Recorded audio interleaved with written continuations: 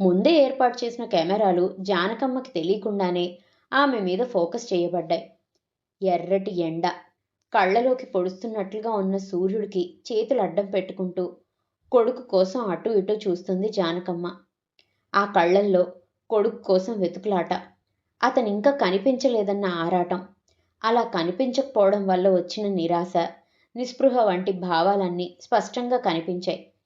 Cameraman ఆ ఫీలింగ్లన్నీ జూమ్లో తీసుకున్నాడు.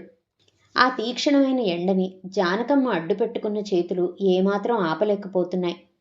అది చూసిన రామానికి ఒక్కసారిగా వెళ్ళి అమ్మని ఆ ఎండలోంచి ఎత్తుకొని నీడకు తెచ్చేసుకుందామనుకుని లేవబోయాడు.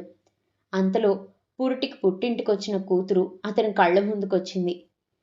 ఇక్కడ స్పాట్లో డైరెక్టర్ చెప్పగానే హీరో ఆమె దగ్గరగా వెళ్ళాడు. బేలగా కూర్చున్న ఆమెపై కళ్ళలో పూర్తి కథ సానుభూతి కోసం కురిపిస్తూ కింద కనిపిస్తున్న ప్లే బటన్ని క్లిక్ చేసి ఫుల్ వీడియోలోకి వెళ్ళండి. కథ విని నచ్చితే లైక్ చేయండి, మీ ఫ్రెండ్స్ అండ్ ఫ్యామిలీకి షేర్ చేయండి, మీ అభిప్రాయాల్ని కామెంట్ చేయండి. ఇలాంటి మరెన్నో మంచి మంచి కథలను ఆడియోలో వినాలనుకుంటే మా ఛానల్ని సబ్స్క్రైబ్ చేసి పక్కనున్న బెల్ ఐకాన్ని క్లిక్ చేశారనుకోండి, నేను ఇలా వీడియో పెట్టగానే అలా మీకు నోటిఫికేషన్ వస్తుంది. ఎన్నో మంచి మంచి కథలను మిస్ కాకుండా వినేయచ్చు. చేస్తారు కదూ మరి.